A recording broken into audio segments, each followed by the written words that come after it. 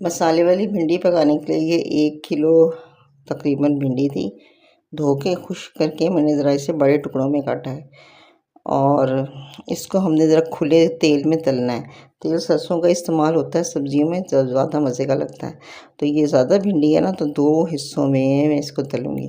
और इसके मसाले के लिए ये बड़ी प्याज, 2 टमाटर और थोड़ा सा लहसुन, बाकी नमक मिर्च हल्दी पड़ेगी इसमें।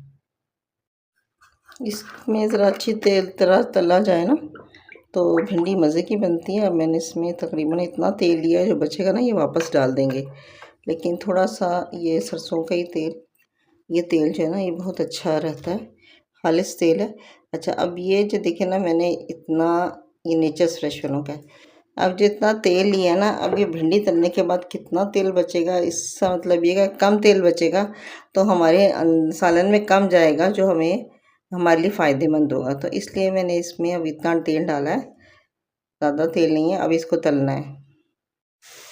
अब ये देखना, तेज़ आंच पे भिंडी ना हमने फ्राई किया और तेज़ ही आंच पे निकालनी है। अगर हल्की आंच करेंगे तो ये सारा तेल पी जाएंगे। तो इस थोड़ी मैंने कर ली थी, बाकी अब इस सारा निकालनी है। ये इतना सारा तेल बच गया, और इसी में से थोड़ा सा तेल लेंगे और देगची में डालेंगे। और ये मैंने प्याज कद्दूकश कर ली, टमाटर भी कद्दूकश कर लिया। अब पहले ये इसमें से तेल लेके ना तो बघार बनाएंगे।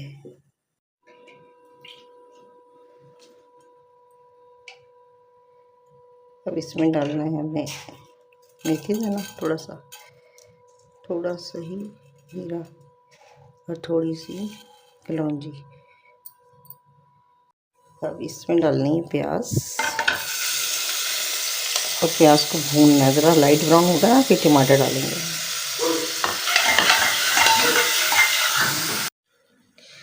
ये प्याज हो गई है, मैंने इसमें हल्दी, नमक, मिर्चें और टमाटर डाल दिया है। अब इसको मैंने भूनना है। अब ये ना मसाला, नमक, मिर्च, हल्दी, धनिया, ये चीज़ें मैंने डाली थी। और ये लहसुन ऑप्शनल है, ना भी डाले तो कोई फ़र्क नहीं पड़ता, कि मैंने चूँकि इसका बनाना है मसाला तो इसलिए मैंने इसमें डाला है। और बस इसको थोड़ा सा भूनेंगे ताकि इसकी कचान निकल जाए, फिर इसमें बाकी चीज़ें डालते हैं। ये मसाला बहुत अच्छी तरह भून गया, और ये मैंने इसमें थोड़ा सा पानी भी डाल दिया। इसमें थोड़ा सा मज़ीद पानी डालना है क्योंकि भिंडियाँ भी पानी पीती हैं।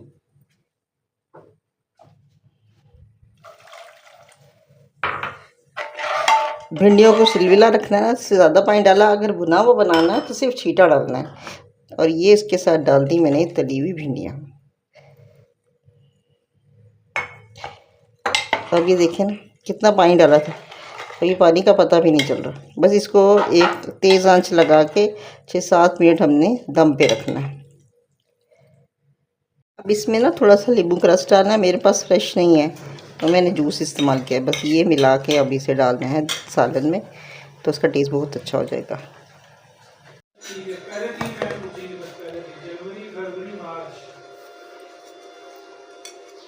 और बताओ, तमाम नबियों की सरकार कौन है?